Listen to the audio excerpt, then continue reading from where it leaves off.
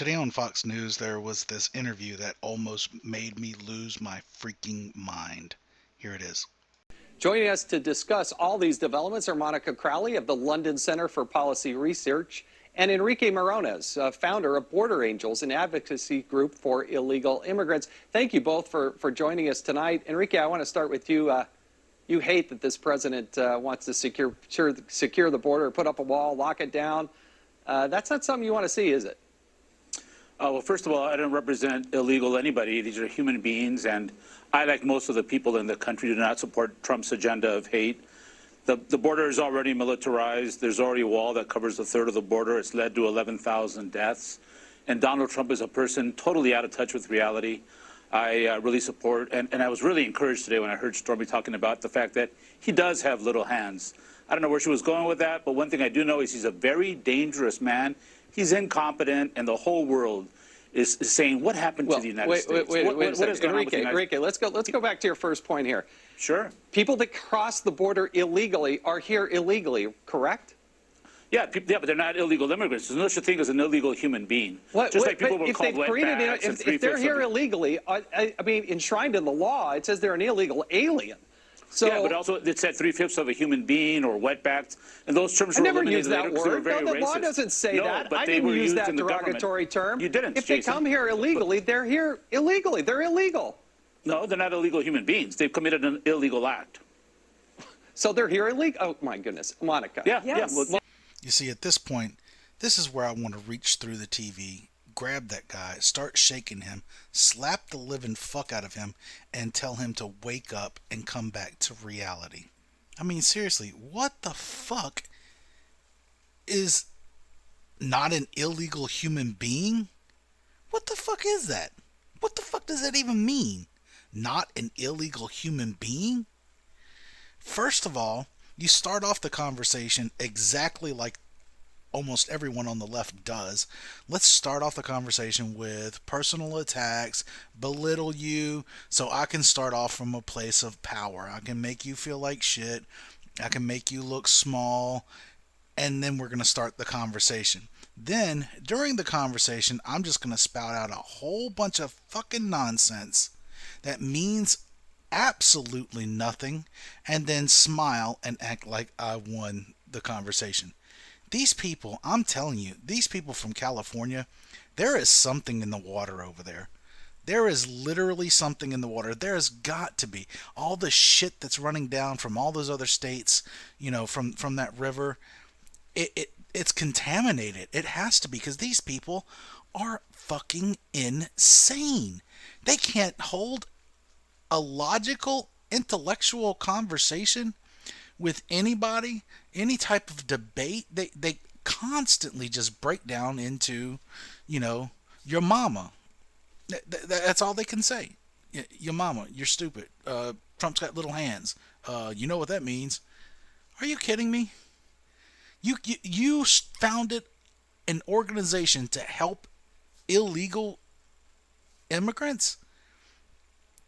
What part of illegal do you not understand? Why is this guy not in jail? Isn't it illegal to evade illegal aliens? If you house one, isn't that illegal? Why is this guy not in jail? What the hell is wrong with our system? I mean, there is something severely wrong with our government. I mean, severely wrong. You see all the problems. You see everything that needs to happen. The left is going after Trump on this Russia thing so hard because they know there's nothing there. They know they can't get him. They know they've worked up their base to think that Trump is the Antichrist, and we have to do anything and everything we possibly can to interrupt him. Well, you just set a precedent, because when you come into power, if you ever come back into power, I don't know if Crazy will ever get back into power, but you just set the precedent to where now everyone is going to jump and interrupt everyone's agenda. Nothing's ever going to get done. Not that that's a bad thing, but it's absolutely insane what's going on right now. I think one of the reasons why they can't clean things up is because everyone's guilty. When you go to Washington, everyone. It doesn't matter if they're Democrat, it doesn't matter if they're Republican, independent. Everyone is guilty of something. So no one wants to start a tit for tat, obviously, except for the insane people on the left right now over in California. They do because they don't think their shit stinks. If you watch these actors going to these award shows and you watch them in interviews, you notice that they never have anything bad to say about anyone. It doesn't matter if they're talking about a child rapist like Roman Polanski or I mean anyone. They always have even somebody that they have a beef with and had a beef with for the last 20 years. They never have something negative to say about someone. They always say something positive.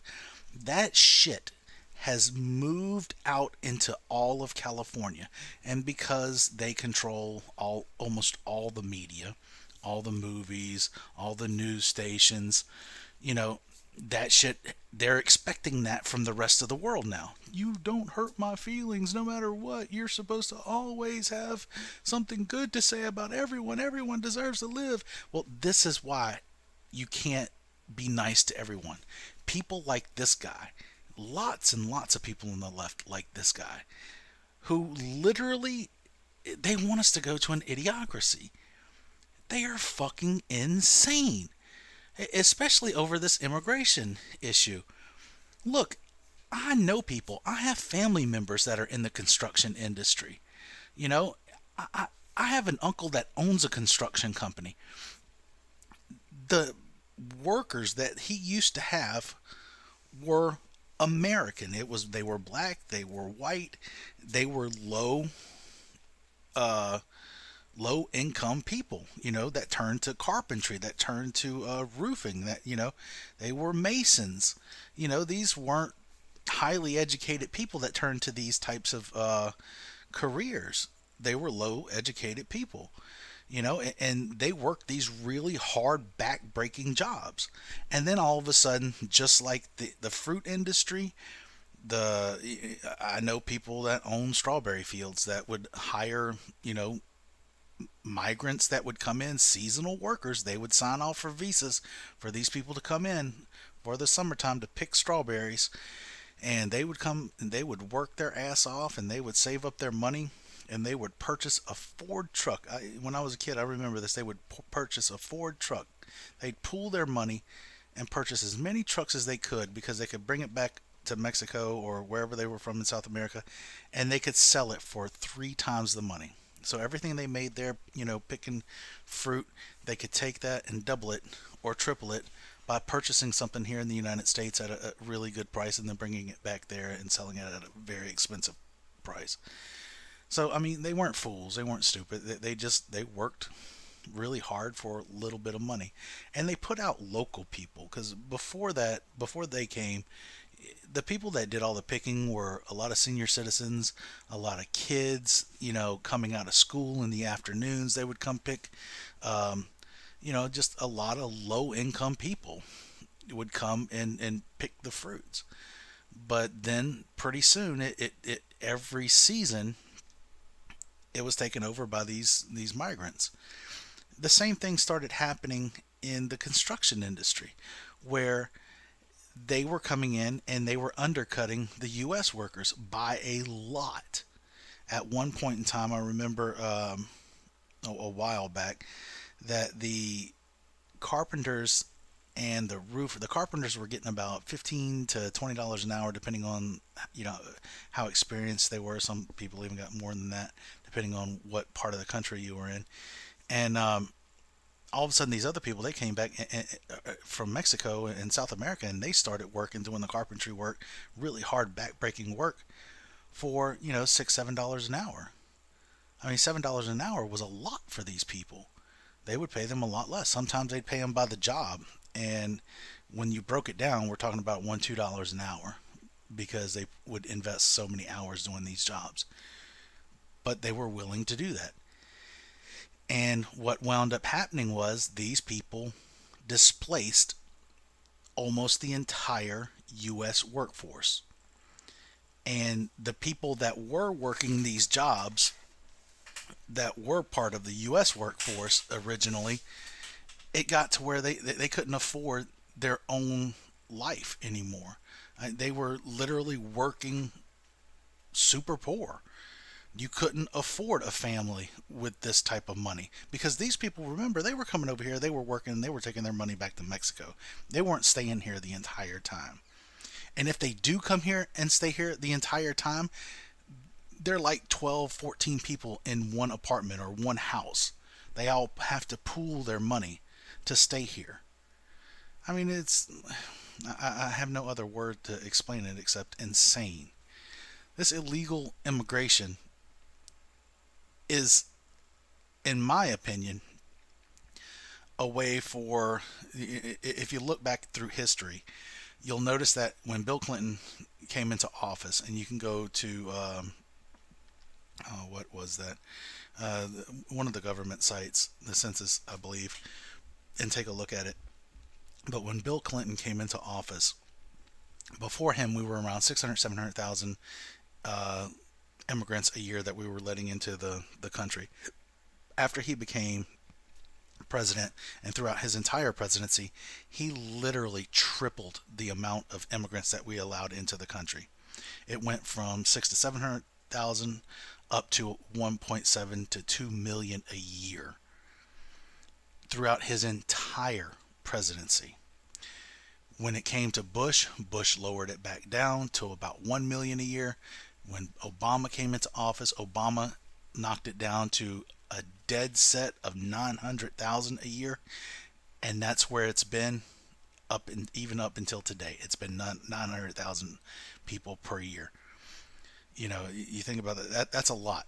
Well, what's funny is you allow a certain amount of immigration depending on birth rates.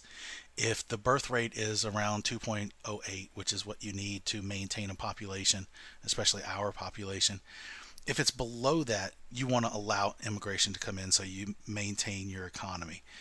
You maintain, your base of people. If it goes above 2.08,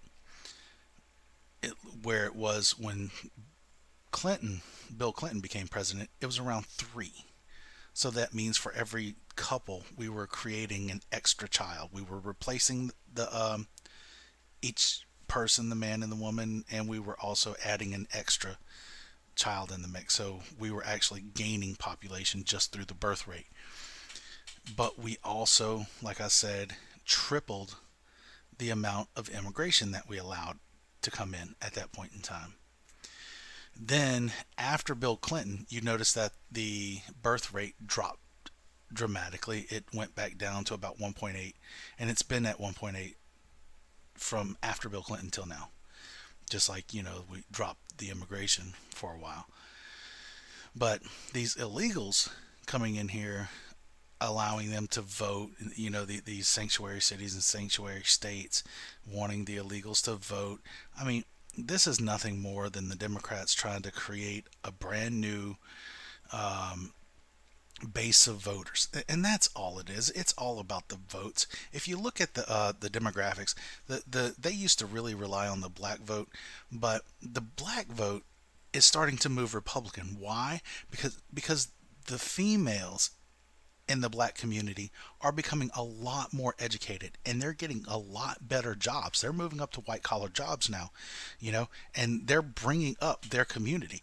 And as that community comes up and they make more money, well, they're leaving behind the Democrat way of thinking, and they're becoming more and more self-sufficient. And remember, if you like this, please click subscribe and click on notifications so you don't miss future videos. If you really, really like this, help support our efforts through the Maker Support or Patreon links below.